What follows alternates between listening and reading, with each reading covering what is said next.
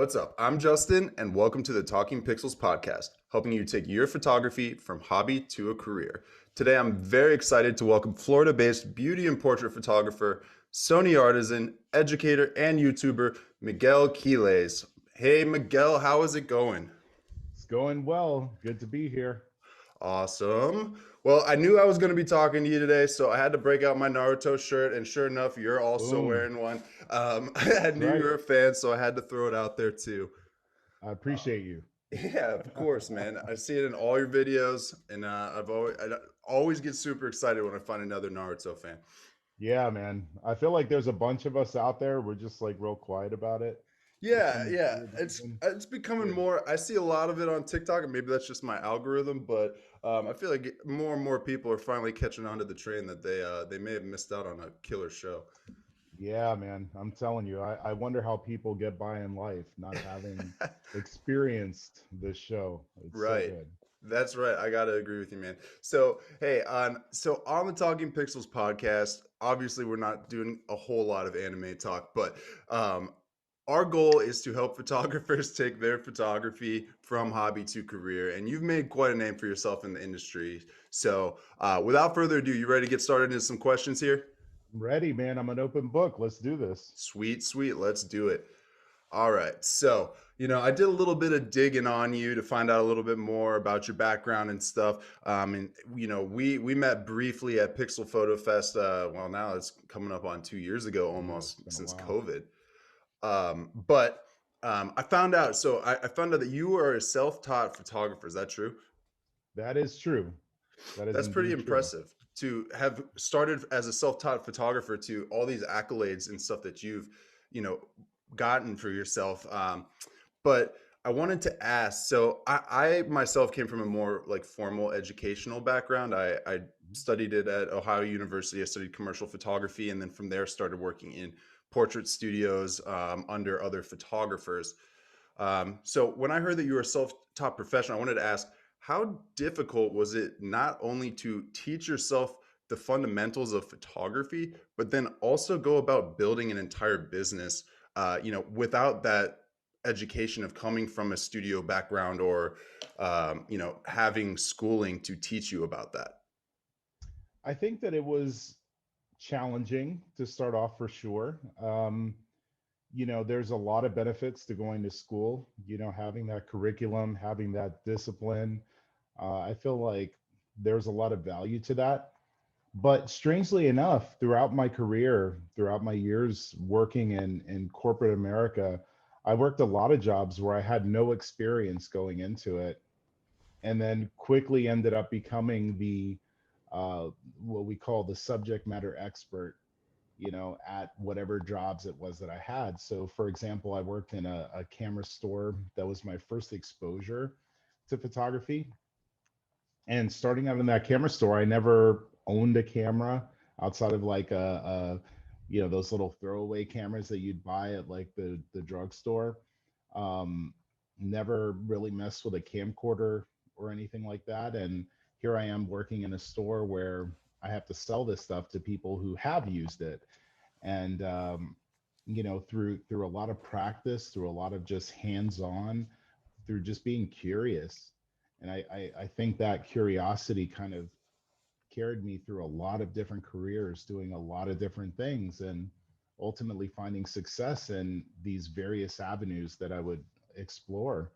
It's just a matter of just being curious and figuring things out and having this like belief that if somebody else out there figured it out and they were able to figure it out not doing it the conventional way, that I could do that as well. And that's my position, whatever it might be in photography. It's because of that curiosity and just that belief that if somebody else did it, I could too. Yeah, definitely. I mean, that's it's super interesting to like that's a cool viewpoint on it that you just looked at it as. I mean, and where my head went as you were explaining that is like obviously the first person who, started doing photography, like the very first guy had no idea where he was headed with it either, right? And had to have Right. been entirely self-taught too. So, if Hmm. he can do it, why can't I is a great mentality to have. And that was something that actually for myself, because I get asked a lot, because I come from a more formal education of like going to school for photography, if I really feel that it's necessary. If I think that it's advantageous to go and get a degree in photography, and usually what I tell people is, so far in my experience, which is fairly limited, I've only been doing this professionally now for going into my fifth year. Um, Mhm. but what I found is that most things that I learned in school are readily available outside of school. There was Right. some elements to it that I think were helpful. I had access to a lot of equipment, and I had access to studios and stuff like that that you wouldn't have when you're not in school. But as far as the educational side of it, I mean, there's educators like yourself, and many other people out there who are constantly putting out new content that's educating you on the latest in the industry. Hmm. Um, and that was one of my harshest criticisms of school, is that when I came out of school, I felt like the education was very dated. Right. I felt like I was learning things that were 15, 20 years behind where the actual industry was now. And I think that if you want to be relevant in the industry, the best way is to pay attention to the people who are educating and currently working in the industry. Yeah, um, I agree with you. I do think that there's some value in going to a formal college. Um, maybe not necessarily to learn photography, because I do think, there are other ways. I'm not going to say better ways, but there's other ways to learn it. But what it does help you to do is to learn how to learn. And maybe some people have trouble with that, you know. And so being disciplined to really kind of sit down, go through the lessons, practice, to be able to get, feedback from a professor, feedback from your peers. All of this is advantageous. It's just different, you know.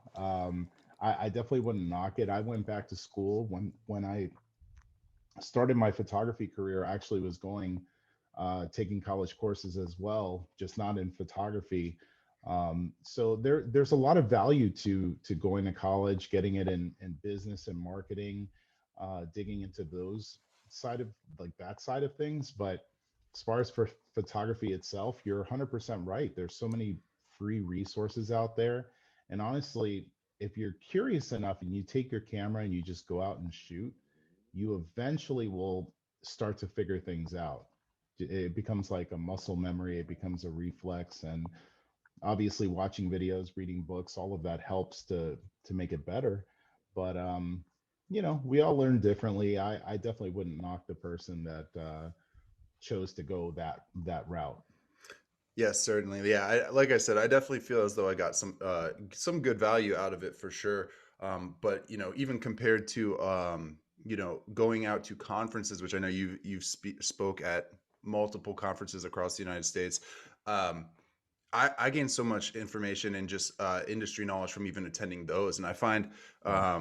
Pixel Photo Fest was a perfect example. We brought these top name speakers to Cleveland. I shouldn't say we, the Pixel Connection brought these top Mhm. name speakers to Cleveland, and which is, was huge for me, because any other large convention that you want to go to, whether it's imaging or WPPI, um, are usually nowhere near me. So it's not easy to Right. get to.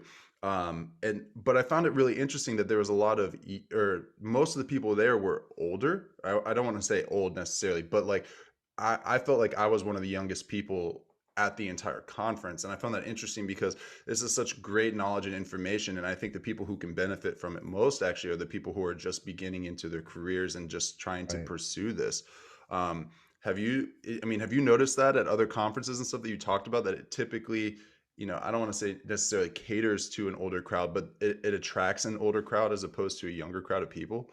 Yeah, I could see where you would see that in certain conferences. There are some conferences that I see the exact opposite, though. Interesting. Like for example, Shutterfest is Okay. the one that's jumping out at me right now. You get a really diverse age group, um, socioeconomic backgrounds. Like everything is just like the whole spectrum is there. But I do see some of these bigger conferences where you do have, people that have the ability to go and spend a week in Las Vegas in a really kind of fancy hotel, and Right. um, can afford to make that type of a trip. And so yeah, I could see that. I could Hmm. see that for sure. It to me is kind of disappointing in many ways because I would like to be able to reach those people, but at the same time, like that's where YouTube becomes this Yes. great thing because you see the exact opposite on YouTube. So it's really interesting. Yeah, and that's what I was actually going to ask next. And then I want to backtrack a little bit, but I wanted to ask, this year with COVID, it's been very different in terms of how conferences and educational events have been going. And I know you've been doing some Yeah. stuff, more stuff online and some more live um, stuff through YouTube. And so, how do you feel like that has affected you in terms of like teaching and educating? And two, how do you feel as though how is that translated to everybody who is attending those events? Do you feel like the information is still coming across in the same way, or do you feel like it's inhibited a little bit of the learning process? I think it depends on how you take it as the educator. For me, I think that it's actually done really good things because me being able to, for example, have access, like I'm here in my studio right now. Hmm. When I do virtual classes and conferences, I have my entire studio available to me. So usually when I travel for a conference, I'm in a roller bag. I try to bring the things that are the most kind of like useful and common things that I would talk about. But oftentimes I'll be talking or I'll be demonstrating something and I'm like, ooh, I wish I had this because I feel like there would be great benefit in me kind of like showing you what I actually use in my studio. And Hmm. of course, it doesn't matter how much I pack and how much I prepare, there's always something that I forget. Right. So I think from a viewer's perspective, they do get a little bit of an additional benefit, but at the same time, I also think it's very difficult for people to be able to stay engaged when they're watching online. Unfortunately, the way that our brains are wired these days with cell phones and things like that, we have very short attention spans. And so it's a lot easier to kind of hold people's attention when it's there and it's in person and they're Hmm. like right there in front of you, versus when it's online. And if they get bored or whatever, they just kind of phase out. So yeah, it's unfortunate. And then from the instructor's point of view, we have to do a lot of like theatrics to try to, keep people's attention. And Hmm. so it's different. It's different. But for me, it's been really cool trying to explore different ways to be able to teach and to take advantage of this new world that we're in right now, where people have time, people are at home, and now's a great time to grow and learn new things. Yeah, definitely. I mean, I've tried to take advantage of as many of these online conferences that have been going on, or the ones that I see that have been going on, because it Mhm. is one, it's way more convenient to be able to attend. But I have missed the personal connection aspect of it. Because specifically, like at imaging this year, they were showing it was almost like everything was pre-recorded, which Yeah, is fine, as far as a class goes, that's fine. But when you're at these conferences, I miss the Q&A portion. I miss the interaction right. with other people who are at the speaker or sorry, seeing the speaker. So I definitely missed that aspect of it. But it's definitely helped affordability wise to be able to attend Right. these things. I think that's really great from a consumer's perspective. And two, it also allows you a little bit more of leniency where if you miss a presentation by somebody, you have the ability to go back and rewatch it because it is recorded in digital. So there's a record of it. You can only, if two people who you want to see are speaking at the same time, you don't have to pick one or the other. You can go back and Right. rewatch it, which is really nice too. Um, Agreed. Cool. Well, I do want to backtrack just a little bit here, because I know you had mentioned that you'd started kind of your photography career as a salesperson in a local camera store. And so you said you went into that with next to no knowledge of what you were going to be selling. What attracted you to that position? And then how do you feel like that ultimately impacted the trajectory of your career? How did that persuade you into pursuing becoming a full-time photographer? Yeah, that's it's kind of a funny just sequence of events that kind of led me to it. At the time, so I'm working in this very busy mall, and I was a third key manager for a video game retailer that has been in the news a lot lately. That begins with game and ends with stop. And so I'm a third key manager in this like retail store, working crazy hours. And the manager who worked at this camera store, it was literally like right across the hallway. Like when I opened my doors in the morning, I could see directly into their store. They can see into mine. And the manager of that store would basically just like casually walk into my store every morning, and like we all did when we work in the mall, we just talked to like neighboring employees at different stores. Like Spencer's was right next door, so I knew all the people there.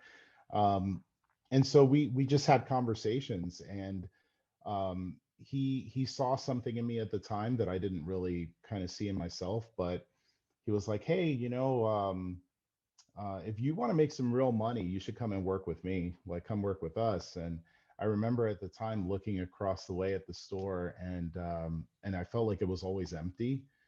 And I'm like, I'm not sure how you guys are making money because I don't see any foot traffic whatsoever. Like, I feel like you're just making all this stuff up. And he kept persisting. Every morning pretty much would come by and was like, hey, you should really consider coming to work with us. And finally one day he showed me the commission slip of one of the guys who I swear I would see sitting all the time. And he was making like 150 $200 a day in commission. And I'm at the time, I'm 18 years old. I'm just thinking to myself like, holy cow, that's like a lot of money. So I might make that in a week, working at this store. And so I kind of just went out there and started working with them. And I realized early on, like, okay, there's a bit of a challenge here, because when people would come in, I could sell DVD players and stuff like that, had no problem, because I had that experience. Like, I owned them. But what I didn't own was like camera equipment and video equipment. And so when customers would come in and ask questions about that stuff, I really could just read the box to them, Hmm. and it's hard to pick up a lens box and they're like, oh, like I distinctly remember somebody asked me one time, oh, I need a wide angle lens. I'm going to Disney with my family. And I picked up a box and I was like, oh, this is a really good lens. It's 70 to 200. And the guy's like, that's a telephoto lens. And I'm like, yeah, it's a great, right? Like, I had no Hmm. idea, no clue what the heck was going on. And That's funny.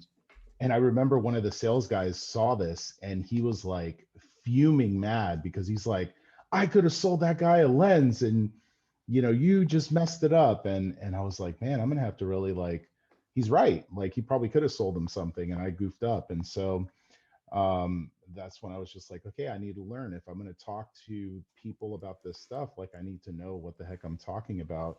And so I bought a camera. The store was really cool in that they would let you basically buy something and then they just take it out of your paycheck. So you could just tell them Oh, like, that's hey, interesting. take this out of like 4 payments, so Hmm. they're like, okay, no problem. So if it's $1,000 camera, they take out 250 out of each paycheck, and Interesting. it's all good. And so that's kind of how I got started with with this stuff. And we had a lot of time on our hands as well, so like, I would take stuff out of the box, I would play with stuff while I'm waiting for customers to come in, see what accessories are included, how do those accessories work, dig through menus, because I learned over time that if I could navigate through these cameras very quickly, when customers would come in and I would show them these products, I could really like deep dive into the product and be like, oh, let me show you this cool setting in the menu. And if you do this, and it got people hyped up, and they found me as a resource when they were attempting to buy whatever it is, cameras, camcorders, whatever. So that's kind of how it all began, just figuring things out from there. And then, like I said, it was that same curiosity. Like, I started working in different avenues of sales. I sold mortgages, I sold timeshare, I sold car parts, I sold I mean, literally anything except for people and drugs is the only thing I have not sold. But um, so I just kind of took that same skill set and that same curiosity and took it to photography, and here we are. Yeah, and then I mean, I could imagine after selling all those things and some of them being more difficult than others, that when it came to selling your own photographs, that had to be a little bit easier and also had to be more rewarding than selling this other stuff for other people, right? It is for sure. It's weird, and I'm sure it's like that for any photographer starting out, making something and then people buying whatever that thing is. It's like it's weird. And trying It's to different when you're establish the selling a value of camera. it. Right, right. Like it's easy for me to be like, hey, here's this bottle of Aquafina water. It's super delicious, and it comes with this really nice plastic bottle that's biodegradable, and it's only $1. Would you like to buy one? Versus like, here's my photo that I took, and all I did was push it. This is not what it is, but all I did was just push a button on this camera, and I want to Hmm. sell it to you for $1,000. It's like, I don't know. It's Yeah, from the it's outside weird. looking in, that's a that was something that I struggled with starting out too, and I'm sure, I mean, I would imagine most people struggle with that starting out and just trying to how do you put a number on this thing that you created, um, and also then justify it to somebody as to why they should pay that. And because I think a lot of people without the experience or the technical knowledge of photography don't actually understand how much actually goes into creating an image and how much time spent learning goes into creating that next image that you're going to make. It's just collectively adding on time and education as you progress in photography. And there is value to that. It's just hard to place that value and figure out for yourself, what should I be charging in that scenario? Um, so I kind of wanted to get into then back. This is still kind of involved with the camera store, and I asked this because our sponsor, Pixel Connection, for the podcast, they are a local camera store in Cleveland. You're familiar with them, and Mhm. they also do a variety of classes as well for photographers and videographers of different levels. Um, and I was just curious, did the camera store that you worked at also do classes and stuff too, or what kind of piqued your interest into getting into educating and speaking at these conferences? So they didn't. It was a retail store, but doing classes and stuff wasn't, to my knowledge, it wasn't a thing. At least in our market in Hmm. Orlando, Florida at the time, it wasn't anything that was ever on my radar if it did happen. So they must not have done a good job marketing it if there was. But yeah, yeah, to my knowledge, there weren't really any. What was the second part of the question? Just how so then, what was your influence into getting started into the education world, and what made you want to kind of pursue that as well? Now I don't know exactly how you split your time between photography and educating. It seems Mhm. like education and stuff kind of, for most speakers, it seems like takes the forefront. So I don't know how Mhm. yours is exactly divided up, but what kind of led you into pursuing that, and kind of giving back in terms of like YouTube and speaking at these conferences? Yeah. So for me, it was kind of an interesting thing because when I got into it professionally, it was 2011. YouTube was out there, but it was still, you know, it's still relatively young, still relatively new. There wasn't that much content like there is today, where Hmm. you can literally learn everything about photography watching content now on YouTube.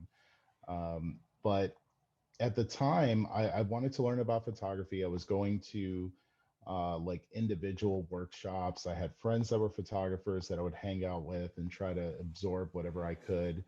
Um, and what I really wanted to do, like I noticed as I was talking to these different people and going to these different workshops and then consuming the content that was readily available, that it was a different world than what I was used to. Like having worked in the retail world, the people that knew stuff were still like regular people. to put it nicely. Mm-hmm. And what I was seeing in the industry was that there were people who had very big egos. It's the only way I can put it. Definitely. They were trying to teach. They weren't teaching, right? They were more like, in a sense, showboating, Mm-hmm. but kind of low key showboating. Like, hey, I can take these amazing photos, and if you work really hard, one day you might be able to take one as good as me. Mm-hmm. And I always felt like I was the type of guy who, if you give me a recipe, I can cook.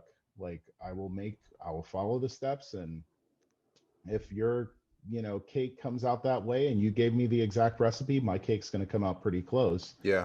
And I felt like photographers were not giving the recipe. They were more like look at this beautiful icing, and look at the intricate details that I painted on this cake, versus like, okay, well, how much flour, how much, icing, like what kind of icing. They're not like really digging into the nuts and bolts of how to create an image. And I said to myself, if I ever figure this out, and I will figure it out, that I want to teach people who were like me, who like to learn and who like to know like the nuts and bolts, the nitty gritty, like that aren't trying to make it look like some kind of mystical, magical process, and just really like make it accessible Mm-hmm. for the everyday person. And so I didn't know if that was going to happen. I didn't know, how that would come about. But I said, hey, if anybody would need help once I figure it out, I'm going to put a hand out and help as many people as I can. And of course, YouTube became a big thing, and we have all these big conferences and things of that nature. And so as time went on, opportunities kept making themselves available, and I'm always up for a challenge. So I'm like, cool, I'll try this out. Let's see where this goes. And it's been like a crazy ride ever since. Yeah, I could imagine.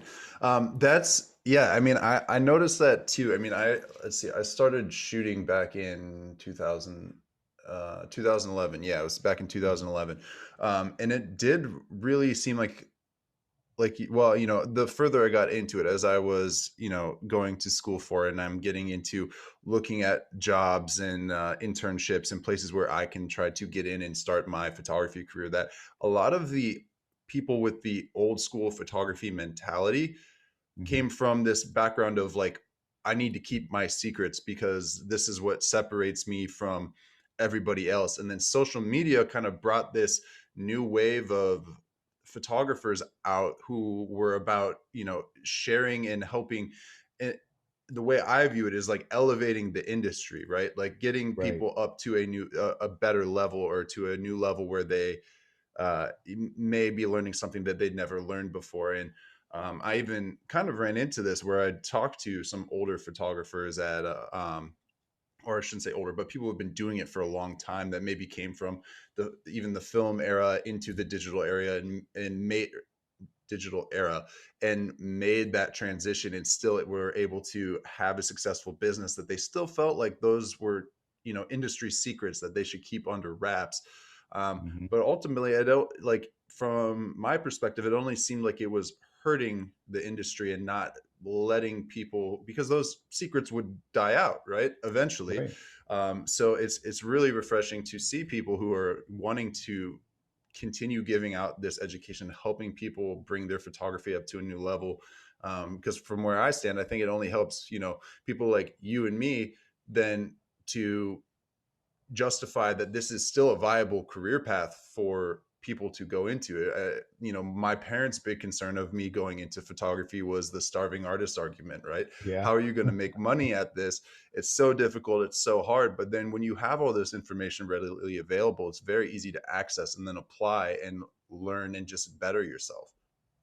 Yeah, I remember actually when I started my photography career like 10 years ago, and I was telling people, after being finding success working in corporate America, and having a lot of like major wins, and then telling people like, oh, I'm going to start a portrait photography business, and people were like, "Are you okay? Like, is everything all right? Do you like?" They thought I was like down on my luck or something, and Hmm.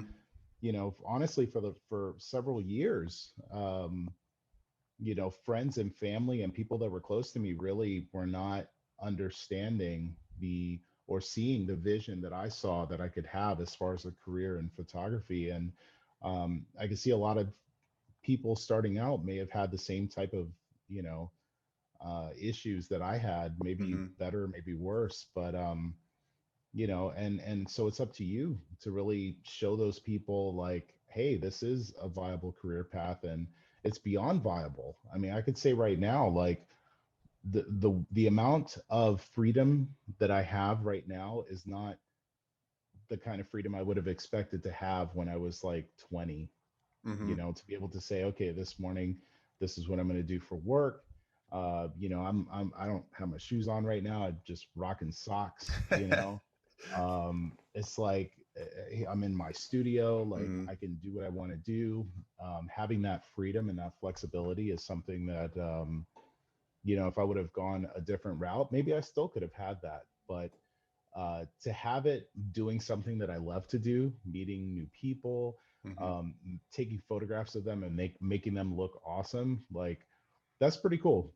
That's pretty cool, and it's something that not too many people can envision because not too many people have been able to do it, unfortunately. So, Yeah, you're right. I mean, and it is, as soon as you said that, I know, the exact feeling of, being in full control of not your life and your career, is really, sometimes can be very stressful. And I mean, I'm mhm. sure as the longer you're in this career path, the more established you become and the easier some of these things get as opposed to somebody who's just starting out. But it is just a very rewarding feeling to know that, you're not answering to somebody else anymore. Like this is your, everything falls on you, which can be a lot of pressure, but at the same time, those, it is rewarding. You're making your own schedule and you can just kind of do what you please, and at the same time, like you said, doing what you love, all the time. And it is the best feeling, I think. Ever since I was able to just go full time for myself, I've been so happy that I made that transition. But that actually kind of leads me into my next question for you. Um, so, what was that process like for you building your business? Coming from your corporate background and your retail sales background, um, what was that process like? I mean, how long did it take you to get to that point where you felt comfortable with kind of pursuing that, and trying to turn that into your new career path? I would say that it took roughly around a year. That first year, again, I didn't have the type of skill that I have now. Um, I had a business background, I had a sales background. All of that stuff was super helpful, but I wasn't as confident of a shooter as I am today. So that first year was really kind of a learning phase of just like, what kind of photographer do I want to be? Photographed all kinds of different stuff, events, weddings, maternity, Mm-hmm. baby photos, family photos. Like took every job that would come through, and I would set up my own photo shoots every week so that I could practice and I could improve. Um, but yeah, I think when it really kind of hit me was I started working as a photographer for a company that some of the old timers that might watch this will remember. But there used to be this dating company called Great Expectations. They used to get spoofed on Mad TV all the time. But Hmm. I worked for this dating company and I was a photographer. I got hired as a photographer to basically take profile pictures for the people who would enlist the services of this dating company. And I went into it thinking like, oh, I'm just going to take some pictures of people and that's it. But turns out that this was very much a sales job, like 99% sales, and like 1% Interesting. of it was the photos that I was taking.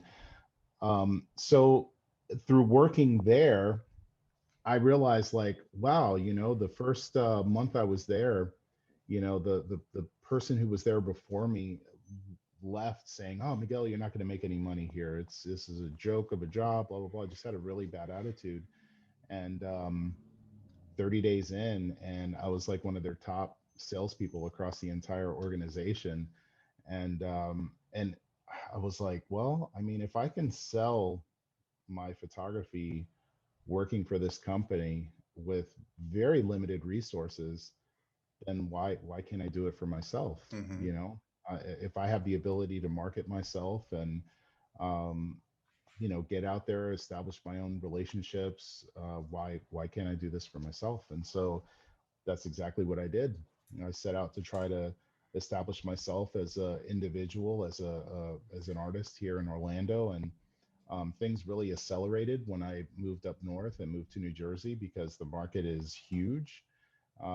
So I don't know. I think there was a lot of value in moving up north and moving to that bigger market. And then now being back in Orlando, I kind of see some of the old stuff, when I started, like the old challenges that people have trying to establish themselves in a market like this. And, I feel for them.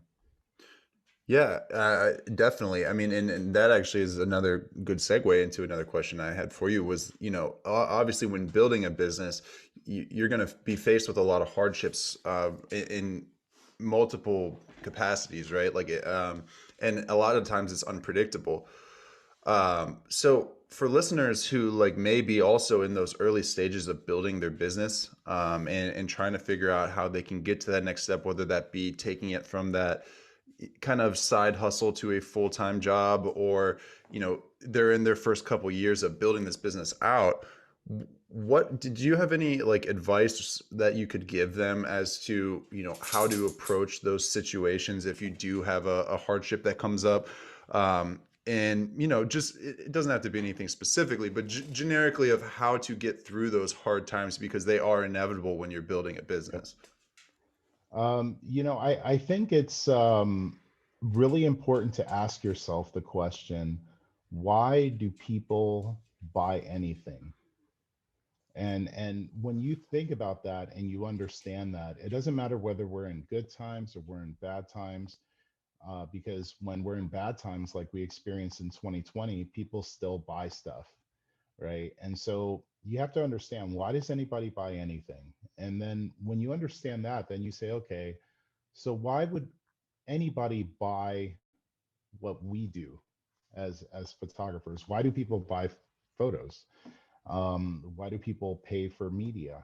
And again, whether it's good times or bad, having that understanding of why people spend money, we can understand, okay, how do I put myself in front of that money, right?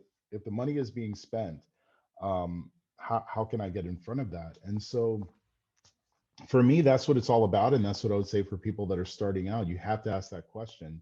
Why? And even to take it even further as a study, like, why would anybody pay? Let's take a purse as an example. If Why would you pay $1,000 for like a Louis Vuitton purse when you can go to Walmart and buy a purse for $10? you know and Hmm. and think through that, like, why would they do that? And people do it all the time because obviously Louis Vuitton is you know a very established brand. They have the money to be able to get ambassadors and famous people to photograph and be the face of their campaign. um so you have to think about these things. And obviously, as photographers, we may not ever be like a Louis Vuitton type of brand, but the principles are still the same. And so that's what we have to look at, whether we're starting out or once we get established. It's the same thing, rinse and repeat over and over. Like, why do people buy stuff? And, why would they spend money on photography? And trying to answer that question is different for everybody because each market is totally different. But I think asking myself that question over the years has really helped me to hone in, and also to not be so married to the idea of only being a photographer. Nowadays, especially, you look at the cameras that are available, and you have highly sophisticated video recording machines as well. Like right now, I'm on the A7S III. That's what I'm using as my webcam. Um, It's highly capable video camera, and it's great for taking stills too. My A7R4 shoots 4K video.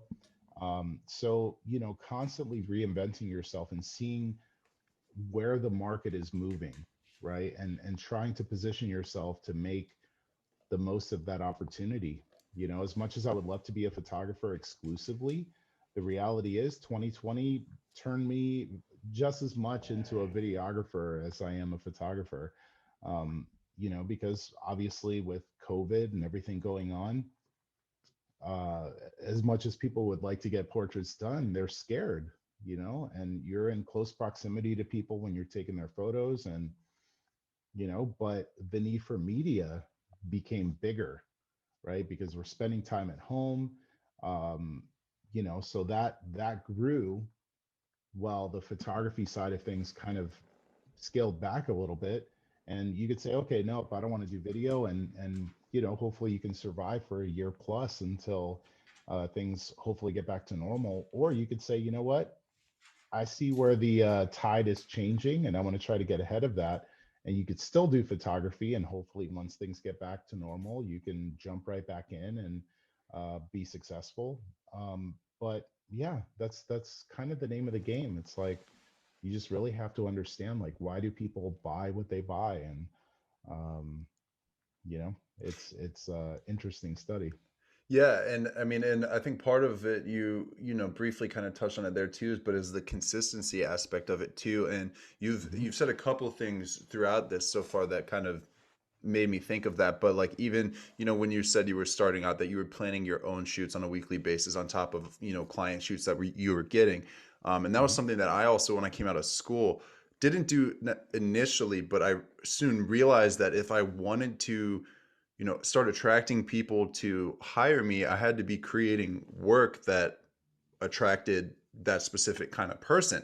And if I wasn't, if I wasn't creating that work, then nobody was going to know that I could do it. Nobody was going to see it, and nobody was going to obviously pay me to do it because they couldn't see me doing it. Right. But by getting into that rhythm of, okay, I need to, this week I need to reach out to so and so to see if they want to do a shoot for the X, and then next week, or on this weekend I need to reach out to so and so. Just coming up with that schedule of, okay, I need to be regularly creating and pushing my limits and learning, because that's the only way that, one, I'm going to get better, but two, that I can build a business out of this. Um, and then also diversification of what you're doing. Like you said, like being a photographer, yeah, that's great. But if you like, we're recording this at the beginning of March, so if you reverse time a year ago, this time we weren't even really sure what was going to happen to the Right. industry of photography as a whole, because they were shutting everything down. And that was very concerning. But you're right. I mean, the people who adapted and were able to, survive. And I don't know that the photography industry was hit as hard as others, like entertainment and Yeah. service, but still, it was a couple months of uncertainty there. And I think the people who were able to adapt to that and switch into doing stuff like product photography, where it didn't involve, Hmm. face-to-face contact, or finding ways to work remotely and still create that content for your customer, or, as you said, get into video. That was something I got into a little bit this year as well, was commercial video. Really mainly simple, just talking head stuff, interview style, documentary style stuff. And it's was really simple to, once I got the feeling for it, it was really easy to replicate. But then it became a whole second source of revenue for my business this past year, as opposed to just doing portraits and weddings and stuff, because it was just, there's a need for that still. Everybody was still trying to figure out, how can we sell to people online, and the way that they could do that is through content, and they needed that content created. And so that was a great way for photographers to then offset maybe not being able to work face to face with people directly. So I think being flexible and having that adaptability, I don't know what I'm looking for, but Adaptability. yeah, it didn't sound Yeah. right coming out. But yeah, being able to adapt in a situation that you have no control over is really key in building that business, and just pushing your boundaries itself too. Yeah, I think it's the same for anything that a business would do. Like, for us as creators, as photographers, as artists, as business people, we have to garner attention to ourselves, to what we do. We need to be in people's headspace that we exist. Businesses are no different, and businesses had a challenge in 2020 trying to stay relevant when people weren't going out and they're staying home. And it's like, how could I reach, as a business person doing whatever it is that I do, how could I reach these people that are sitting at home? And so video is it, whether it be video ads, whether it be posting videos on social media. um, you see the rise of like TikTok and Mm-hmm. Instagram reels, and it's like video became this big huge thing. And so you could look at these trends and you could say, oh yeah, that's cool, that's a trend. Or you could say, hey, how could I get involved with this and figure out ways to be able to um, survive? Because really for a lot of people, 2020 was all about survival. Mm-hmm. And for me, I actually found 2020 was more about thriving, and it was more because I embraced that video side of things. And 2020 was a great year. 2021 so far has been a great year. Yeah. So, but a lot of that comes from the fact that I embraced video and embraced offering that to customers and to clients and brands and people that I work with. And so, it's, you got to do what you got to do. It was the same back then, pre-pandemic, and it's the same now. And that's the name of the game. Yeah, I mean, I'm sure you would even hear, or well, actually, I did hear from some, older school photographers that when that transition happened between film and digital, and everything really switched over to digital, that the people who refuse to switch and, refuse to accept that that's the direction that the industry was going, they ultimately hurt themselves by doing that. And, many of those businesses ended up going out of business because they couldn't adapt to what was becoming the new normal. And if you didn't adapt early enough, it just became that much harder to adapt later on when there's people already established doing it. So I think, what you're saying there is keeping an open mind about, um, how you can innovate in difficult times, as well as, um, actually maybe not even just in difficult times, in all times. If you Yeah, see an yeah, opportunity, that you need to act on it, as opposed to, and I found myself doing this too, especially with TikTok. I refused for the longest time to even download the app, because every ad I saw for the app was like the most yeah. horrible, Cringy. cringy, yeah, just terrible. And I was like, there's no chance, you will never find me on that app. And then I just posted a video, I don't know, maybe like 2 weeks ago now. I haven't posted on it recently, but it got 165,000 views on it. And I'm like, Yep, if I it's look back ridiculous. yeah, and if I go back a year and a half, there's me sitting on the couch like, nope, there's no chance I'm ever downloading this app. And you just have to take those chances and, see, maybe you won't end up using it, but it doesn't hurt to be there. That's another thing with, I don't know if you're on Clubhouse right now or not, but that's another Yes. one that I'm kind of interested in. And I'm finding a hard time, or sorry, I'm having a hard time trying to find time to fit it into my schedule and use that app efficiently. But I do So like the here's, idea of it. You got I it have an open? iPad and I have it open because prior to us going live, I was actually on Clubhouse. Okay. So yeah, I mean, yeah, Clubhouse is a good thing. Yeah. So, I mean, I just think, yeah, you just got to be open to that stuff and be willing to check it out. So, all right, I got one more for you before we get into some quicker, more fun questions here. But so initially, when I was, coming out of school, my or what I wanted to do was to become a full-time portrait and then fashion photographer. Now, Cleveland's obviously not a great place to be doing fashion photography. You need to be in LA or, New York to really take advantage of that, I feel. But so I quickly learned that that was not going to be a viable option for me. So I've actually been working with Scott Robert Limbs, who and you guys have done Mhm. some lives and stuff in the past, as a mentor. And he gave me a piece of advice. Would probably have been, it was shortly after PPF, because that's where I met him at Pixel Photo Fest as well. And Mhm. he told me, because I came to him like, hey, how do I really push my portrait business? How do I, start making some serious money at portraiture? And what he told me, And it stuck with me even still to this day because I found it very interesting. I'd never thought about it this way, but he said, with portraits, you can make hundreds, but with weddings, you can make thousands. Yeah. But obviously, there are exceptions to that rule. I think that you are probably one of those. So, how have you managed to, build up this portrait and beauty portfolio and differentiate yourself in a market where it's so highly saturated with people who are trying to pursue that? If I see people all the time doing senior portraits and stuff. The portraiture realm has so many people who are even just picking up their cameras for the first time. So, how did you find an avenue where you could differentiate yourself and get to that upper echelon of portrait photographers? I think it's having that motivation to just be different. We kind of talked about it earlier with the whole idea of like the Louis Vuitton purse, Hmm. right? There are some portrait photographers out there who will do a portrait session for, what amounts to like $10 an hour. And that's fine. Hmm. I'm not knocking that. I've always been of the impression and of the feeling that if I'm going to apply myself to doing something, I want to make as much as humanly possible. And Hmm. so, for me, I decided like, okay, how much value can I offer to where somebody would pay me more money? Like, what would I have to do? What would that look like? And I realized early on, like, it doesn't that doesn't even matter.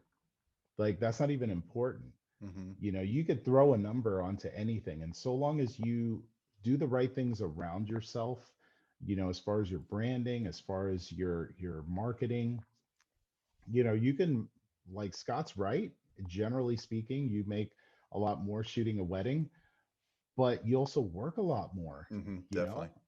I've shot weddings. I've second shot weddings with friends as well. The last wedding that I did, I remember telling the person I was working with, I was like, I'm never doing this again. They thought it was funny, and I was just like, no, I'm dead serious. Like, I refuse to do this again. It was a Hmm. super hot day. We're running back and forth. We literally, it's in New York. So, like, if I say we went 4 or 5 miles, it doesn't seem like a lot. But when you're in New York, 4 or 5 miles is a lot. And it's Hmm. super hot. We're in buildings, we're going upstairs, we're carrying gear, we're walking through Central Park. It's hot, it's muggy.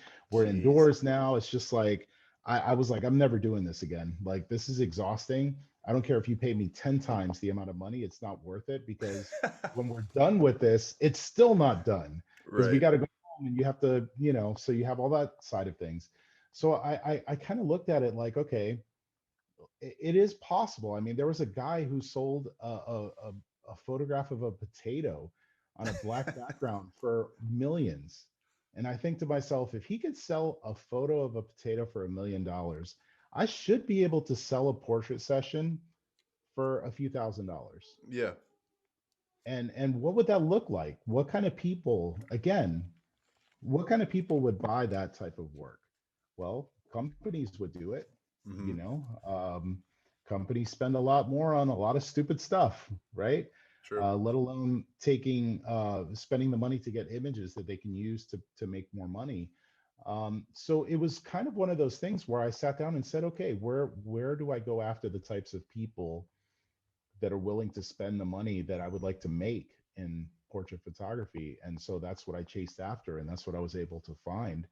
But oftentimes people get stuck in this like rut where they're just like, well, I guess I'm going to have to do like a photo shoot every single day, 30 days, 31 days a month, to try to make the money that I want to make in photography, because they're charging $150 and doing mini sessions and doing all this kind of stuff. Yeah. I'm not into it. I'd rather have one client that pays me for the entire month than to do 30 individual jobs. So, that's not for everybody. Not everybody has that mentality, but if you choose to do it, you could do it that way and be immensely successful and be happy, and set your own hours and do all of that. It's just a matter of you just deciding that that's what you want to do, and then researching and studying and being very curious about the types of people that would buy that Louis Vuitton purse. How could I be that Louis Vuitton for photography? How Hmm. could I go and tell somebody with a straight face yeah, I'm going to give you two photographs. It's going to cost you $1,000. Yeah. The same way that that salesperson in the Louis Vuitton store tells you with a straight face, yes, this leather bag that looks just like a Target bag is And $1,400. feels totally You know, justified. Yeah. totally. And you're like, wow, yeah, I'm buying that. Let me get Yeah. two. Yeah, I mean, and it seems, it seems to me that you're a person who values their time above everything else. I mean, just based off of a few things you said, but well, one being that you'd rather take on that one client versus 30 clients to get the same amount, or 10, 15. Sorry, my dog's whining over here in the corner. Yeah, it's all Uh, good. 10, 15, 20 clients, whatever it is. And then also the fact, like you said about weddings too, that it's a long day, and also work's not done when you leave the wedding. You got way more work behind you. So I think it comes down, I think both are, viable options that you can actually get to Yeah, that full-time point. If you're wanting to take on those mini sessions and do 15 of them in a day, and you made $4,000 that day, and it's a good day and you're happy with it, awesome. But at yeah, the same time, you can still get to that. I like that. Be the Louis Vuitton of photography. That's definitely going to make it into a Instagram post here. But yeah. uh, It's the but you truth. can also do that too. And I think, there's a lot of people out here who are doing it. Yourself, and then, Peter Hurley comes to mind as well, as somebody Mhm. who's taking headshots and making thousands of dollars off of just portrait shots. So it's definitely be doable. It's just finding that niche and the right customers who are going to be willing to pay that amount for you. And every market has it. Even if you think you live out in the middle of nowhere and no one's willing to pay that, there are markets nearby where people are willing to do that. And then it just really becomes like, what type of people spend that kind of money, and does my brand and the work that I produce appeal to that group of people? Sometimes just being exclusive makes you really interesting to the people that are willing to pay it. I know a lot of people that they would never spend that kind of money with somebody um, who's easily attainable and easily accessible. So it's just different for everyone. It's different for every market, but the clues are there when you look at all of the brands that are out there, and I could think of hundreds at this point of brands who like sell things at premium prices that you can get for much less elsewhere. And you look at it, and they give you the clues. You could see how they market, you could see how they package themselves, you could see all of that stuff. And it's not that hard to use that as a model, and to take what you can from that and to replicate that, but just apply it to photography, or apply it to video, or apply it to both. um, it's not as complex. And I always tell people, like, I'm not the smartest guy out there. I'm sure most people can tell hearing me, but I graduated like just by the skin on my, what, right? And it was unfortunate because in later years, when I started to go to college and take college courses, I realized, like, man, I guess maybe I wasn't as dumb as I thought I was. I was getting good grades. I was on the dean's list and stuff in college, and I was just like kicking myself because I wish I would have applied myself a little more Hmm. when I was younger. But at the same time, I say, like, if I can do this and I could make, a name for myself in this industry, being somebody who really just picked up the camera seriously like 10 years ago. um, it really was like nine. It was October of 2011, because that's when I ended up leaving my day job.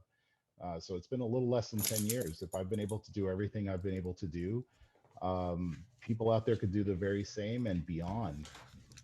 They just have to ask the same questions, be curious, be humble, be a student. Hmm.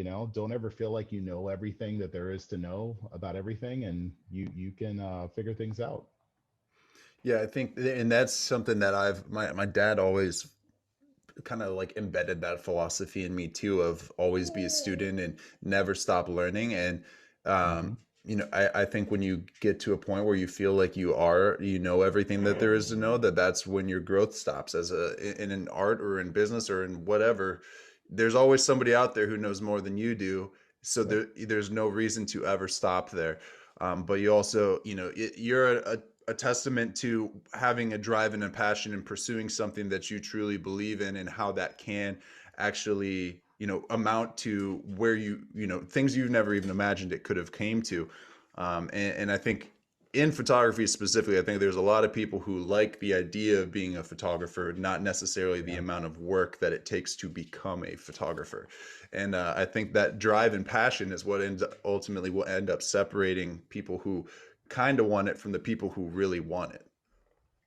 I would say so. I think it's an important ingredient in success, but I also think that, having thick skin is a really important ingredient too. I mean, you're going to get your ass kicked a lot in this Hmm. industry, by customers, by the industry itself. You're going to be tossed around all the time, and so you have to have some pretty thick skin. You got to be a student. You got to be resilient. You got to know when to stop and when to go.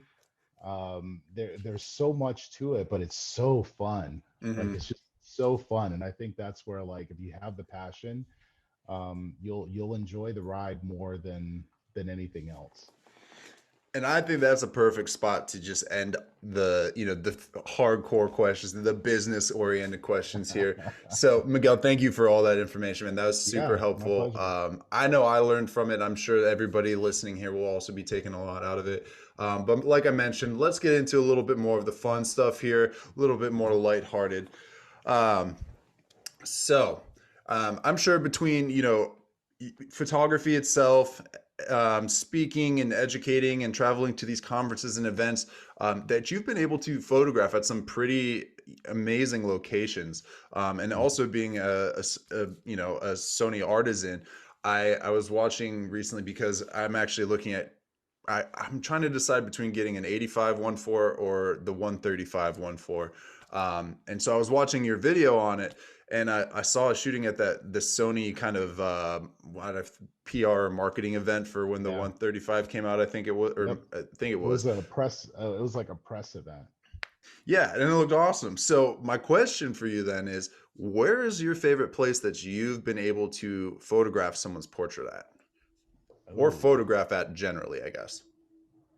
yeah. That's a tough one. Because it's kind of weird. Like, there's usually not like a place. It's more like just the experience of Hmm. photographing people. Um, I would say maybe like Valley of Fire in Las Vegas was a pretty cool place. Oh, sweet. Pretty close by. I would go there for WPPI, and I would take these little like road trip excursions, just to, like, have some mental health days, just having fun and exploring. Yeah. That was a really cool place. But it's weird because with portrait photography, I feel like it's a lot more about the fun that I have photographing The people person. than Hmm. the locations that I'm at. Especially because Definitely. most of the time I do a lot of studio stuff. So, like, Hmm. so that kind of plays into it. But yeah, that's a tough one. I would say Valley of Fire was a pretty beautiful place, to be able to take pictures of people, and then, Definitely. like, afterwards, once they leave, to be like, okay, I'm just going to keep shooting because this place is beautiful. Yeah, So I'd never even heard of it. I just had to Google it really quick to see. It looks like it's, I mean, visually just incredible there. But, and, epic. I'm so jealous of anywhere out west. I feel like, because maybe it's just me being sick of the Midwest, but but I look at all these places where I Imagine have me in Orlando. a All we yeah, all we have is beaches. We yeah. have It's flat. Oh, darn, man. What a There's just bummer. beaches. That's it, which is cool. And we got Disney, but it gets old Yeah. very, very quick. Yeah, and you know So what? That's actually somebody from San Diego that I met. I was out there on a trip one time, and I was just staying at an Airbnb, and uh, it was just a room that was in this guy's house, and he was there, and I was talking to him about it. And he's like, "Man, I hate living here," and I'm like, "How can you hate living in San Diego? Like, I mean, you're by the water. It's 75 degrees and sunny every single day." And he's like, "It just gets old. Like, you just yeah, get sick of it being constantly the same all the time."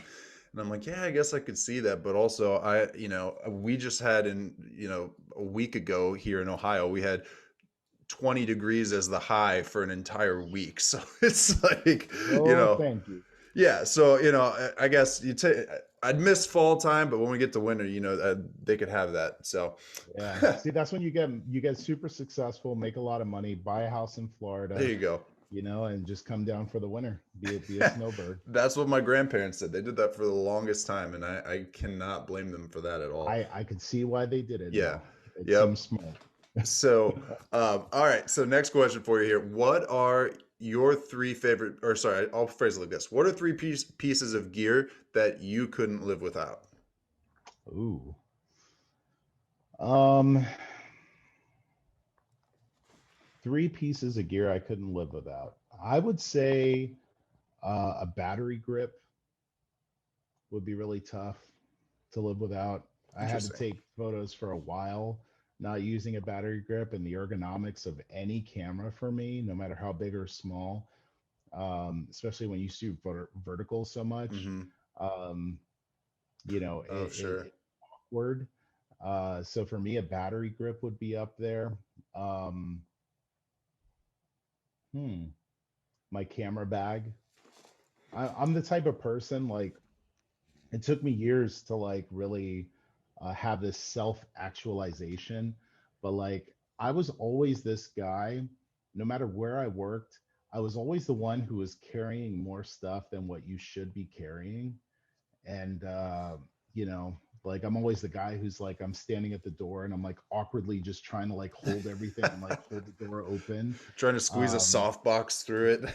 yeah, it's just like, and people are looking like, man, this would be a lot easier if you just like packed everything and just, you know. So I would say I have a think tank roller bag that I've Okay. had literally from like day one, and I'm looking at it now and it's still like functioning, which is crazy considering where it's been. But a good camera bag is worth its weight in gold. Like I know where everything is, and Mm-hmm. it's easy to kind of take back and forth. Um, and I would say third would probably be my rocket blower, Yeah. just like that's super clutch, like being able to go and just clean your gear and keep it looking good. Not just for the fact that I want to use it and make sure that it works well, but I'm one of these guys who like, I sell my stuff all the time, Mm-hmm. and I usually get top dollar for my gear, and it's because I try to Take care of keep it it. clean and take care of it. And so having that for me, it's not just for me to enjoy it and for it to be clean, but when I get ready to sell it, I end up basically renting the gear that I buy Yeah. because I get that much money back. Yeah, that's actually the rocket blower is a super underrated piece of equipment that I didn't have for a long time. And then when I got one, I was like, why did I never buy one of these? Like Yeah, it they're seems like a no-brainer, but most people are just like, meh, whatever. yeah, I But don't it's need it. so It's like clutch. 12, 10 to 15 bucks that I don't need to spend. And then I use it before every single shoot now. I mean, it's so clutch, especially if you're swapping lenses out on a regular basis too. Yeah, Um, for sure. it was a game changer. Yeah, that's a great piece. Definitely worth looking into if It's an anyone easy one listening too. hasn't had one. Yep, super Um, easy one. Cool. So a lot of our listeners here are, transitioning or in the transition process of going from hobby to a career with photography or videography. Um, Now, let's assume that somebody listening here is wanting to really get into the studio portrait side of photography. Um, where would you recommend they get started? And are there any must-have pieces of equipment that when you're getting started on studio photography specifically that you should be looking into? Yeah, absolutely. I would say start off simple. Start off with one light, two modifiers. Start off with a hard light and a soft light, which could be, a beauty dish and a softbox. It could be an umbrella. You could have two umbrellas. You could have one umbrella with a silver interior, one with a white. Hmm. Buy like a diffusion panel to throw over the top of it. Um, Buy a stand with wheels and that has casters where you can actually like just lock the wheels so it doesn't move, and your trigger, Hmm. and literally with one light and maybe a reflector, which doesn't have to be a reflector. I mean, you can go to like a dollar store and just buy like a white Foam piece of core. cardboard and just Hmm. use that. But learn everything that you could possibly do with one light, and from there it was kind of interesting because I learned the wrong way. The way that I learned was like I bought 3 lights and I turned them all on for the very first time and fired them all before I knew what either one of them could do. And I was feeling like I always had to try to fix problems that I was creating myself by using more lights than what was actually necessary. So Interesting. um, I eventually stripped down and said, okay, I'm only going to use one light and figure out what I can and what I can't do. And what I realized is that there's a lot you could do with one light. And I would say most of what I do these days is using a single light.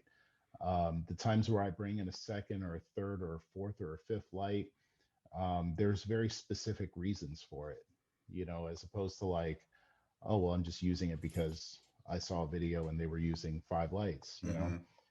which is what happened to me. So somebody who wants to start out, I mean, it could even be a speed light.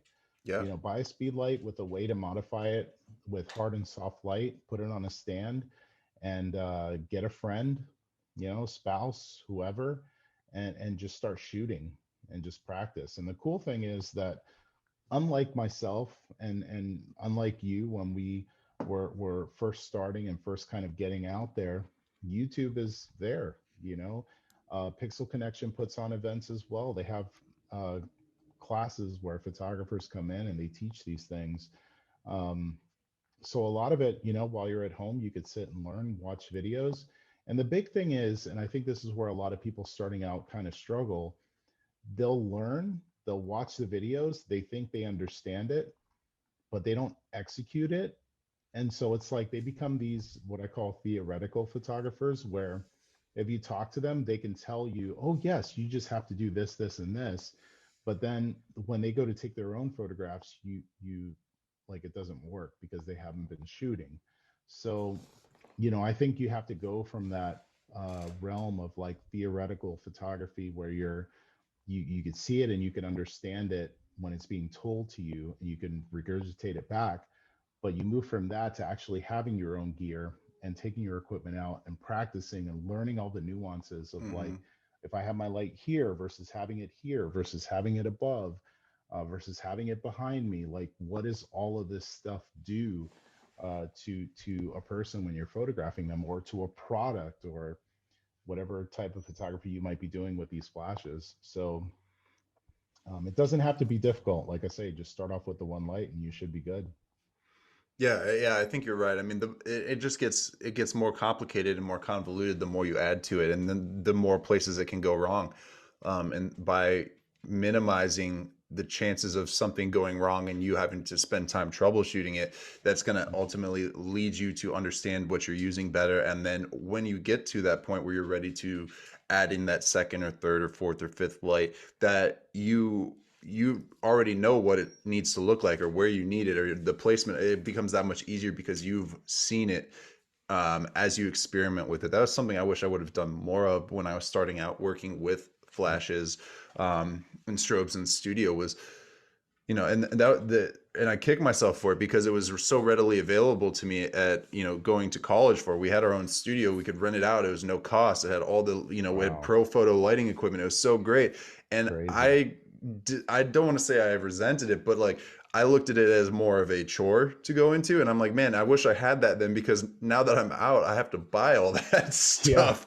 And man. so I've, since it's been, 4 years since I graduated, I've been able to acquire stuff and do my learning stuff. But yeah, if I mean, get a speed light and set something up in your basement and just mess around with it, figure out what's going to work, and then when you get into that scenario where you need to add in more lights or whatever, you can just figure it out in that point instead of just wasting all this time trying to make things convoluted and messy. You said it.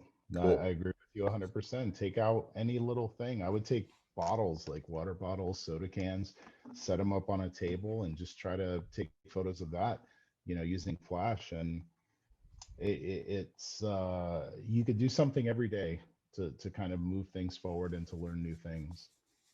Yeah, very easily. Cool. So we're going to get into a lightning round. We asked all of our guests these same questions. I did add one in specifically for you, but Mhm.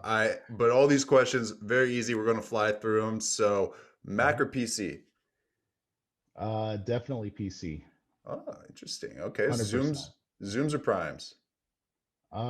Primes. Primes, interesting. Okay, natural light, off-camera flash, or constant lighting? Off camera flash for Hmm. sure. I mean, I that's just, I appreciate natural light and I appreciate portraits that are taken with natural light, but man, there's something to be said to make whatever light it is that you want to make using strobes. I agree. I view it the exact same way. Lightroom or Photoshop? Um, hmm. Uh, I mean, you kind of need one before you do the other, but I would say Photoshop for sure. Hmm. I feel like a lot of the magic of a picture is really kind of like crafted in Photoshop. So Definitely, I agree with you there too. Are you a coffee or tea drinker, or neither? coffee. Yep, coffee all the way. Oh yeah. Right on. Cool. All right, and then this one's my specific for you. What's your favorite anime of all time? Ooh, that's a tough one. So I would say of all time, like the anime that got me into anime was one called Ninja Scroll. Okay, I've heard of that. Uh, yeah, that's what got me into it. It was actually a movie, and that's what kind of introduced me to it. But you know, if I was to say like what I've enjoyed more over like a long period of time, it has to be Naruto. Hmm. Like that's just man, Yeah, that's the only show I could say that actually made me like tear up as a grown man.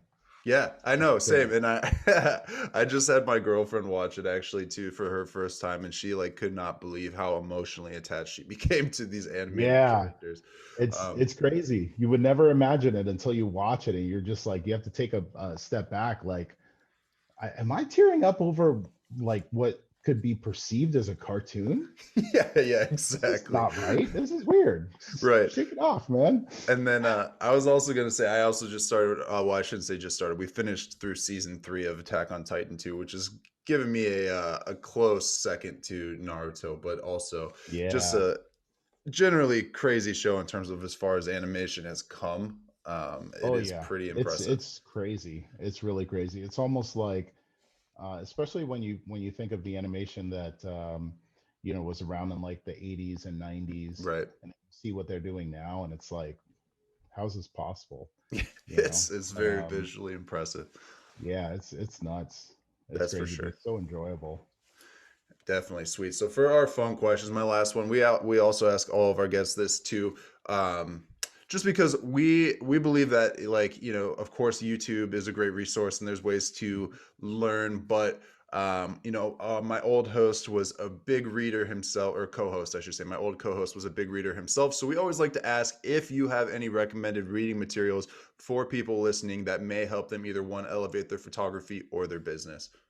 I do. I do. I'm gonna open up my Audible right now and I'm gonna tell you three really good ones. Oh, sweet. So first one that I would say that has been really helpful. I'm actually going to go back because I read this one a while ago and I revisit it often. Um, one is called Grit by Angela Duckworth, The Power of Passion and Perseverance. Fantastic book. Um, the second one that I would say would be really good is The 10X Rule by Grant Cardone. Um, that was actually a game changer for me because the premise of the book was like really simple in that most people fail because they think that success requires a very specific amount of work. And what they don't realize is that it actually takes a lot more work than what they're expecting. So they never reach that level of success. Hmm. And that's where it's like, you know, you have to do 10 times the amount of work that you think in the Interesting. beginning to reach success. And so it was a really, really good book. And this one, there's two actually. So we're going to say four. Both Okay. of them are by Robert Greene. One is called 48 Laws of Power, which was like a major, just eye opening book. And he has another one, which is the Laws of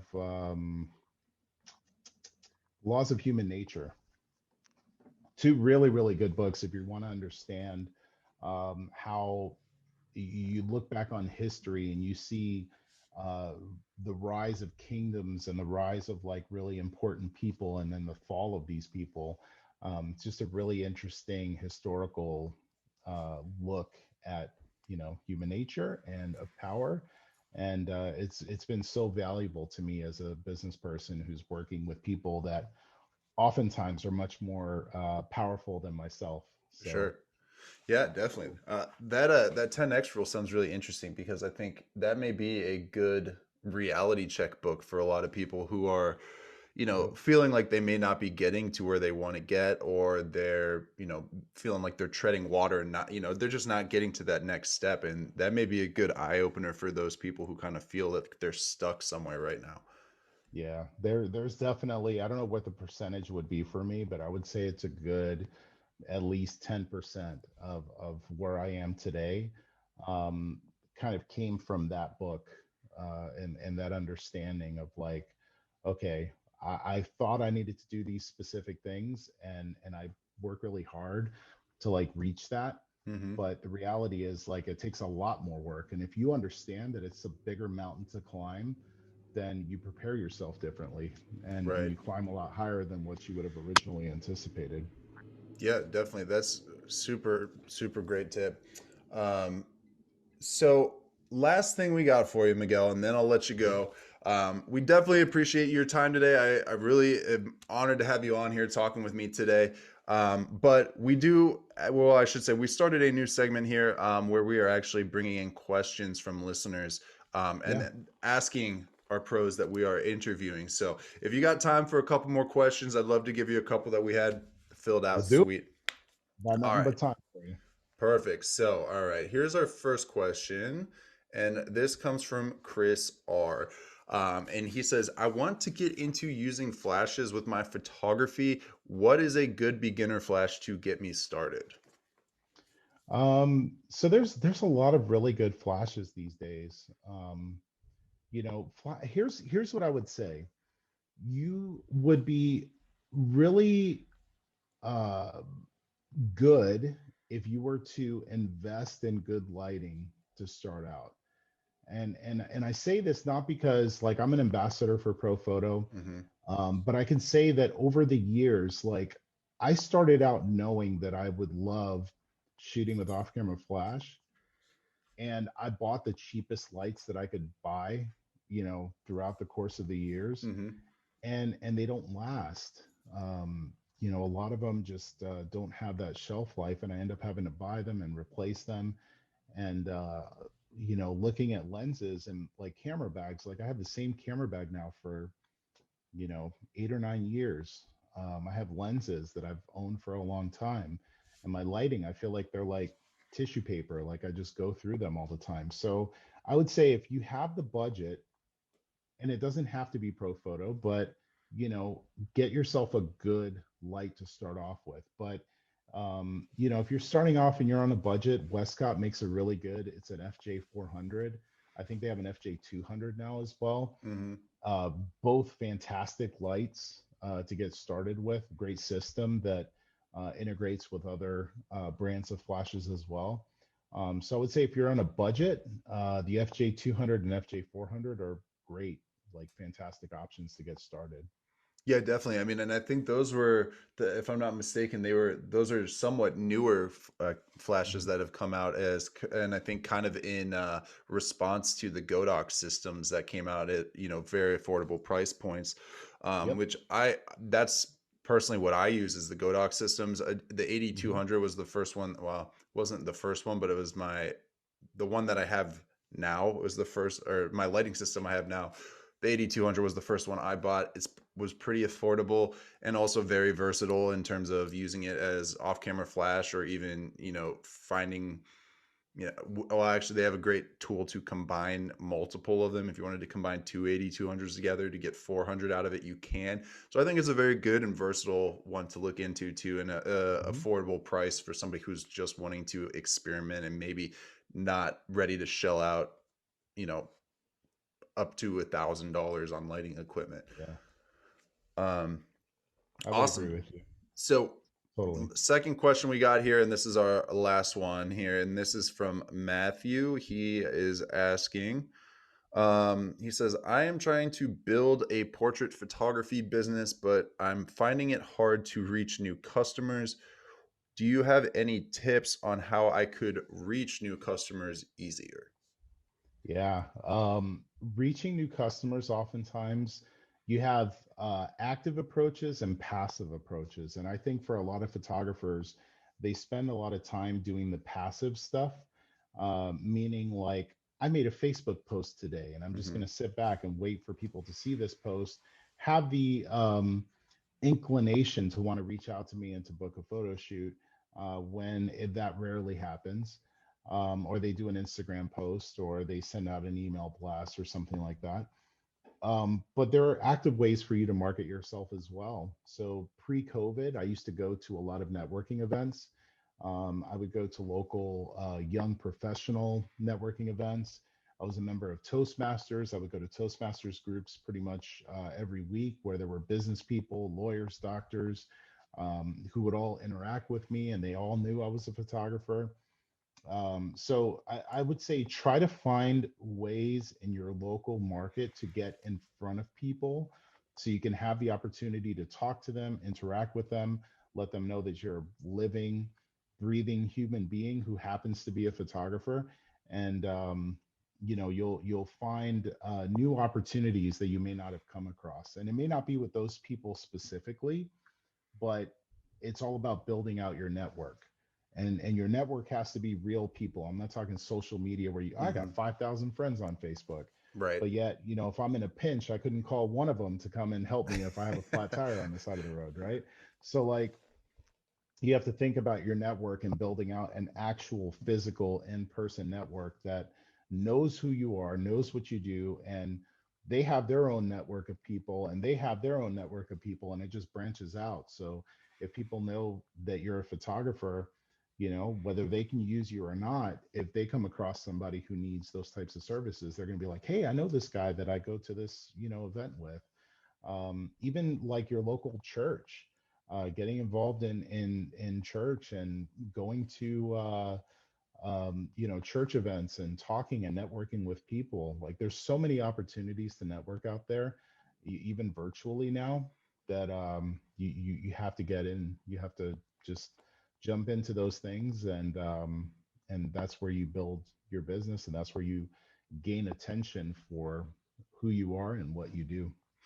That's, yeah, you know what? That's not where my head went first when I read that question, but Hmm. as you explained it, that's 100% a big part of how I was able to build up clients, I would say, because when I first came, I went to school not in Cleveland. I went to a different school and came home. And I had like next to no connections after spending 4 years at a different city. And the way that I ended up making new connections and getting involved into, the local camera photography scene here was by attending those networking events, and then as well as starting to host some of my own. Right. And that made a huge difference in terms of, well, a few things, but it gave me some credibility. It also Mhm. allowed me to make multiple connections, and people began to trust me more as a, like you said, being active and going out and facilitating and building these relationships with people. Um, and then people would start looking to me for, certain things. They would start, direct, like people I would just meet at these events would start directing people my way just because of that brief connection, but it's face to face and not that social media connection where you may have Right. talked to somebody 15 times online, but what is that worth when you don't have that face to face or person to person connection and you're separated by screens? So that's actually a really great tip. I think going out to as many networking events. We actually have an episode of the podcast from our first season called "Your Network Is Your Net Worth," and I Yeah. think that is, I like that. yeah. So I that's like that right a on lot, par actually. there. And it's the truth. I mean, I don't know um, that I could do the things that I do if I didn't have that ability to network. And I'm thankful that I had careers where I literally had to go like, knock on doors and meet people that I've never met before and try to just be on their radar, for whatever it was I was trying to sell.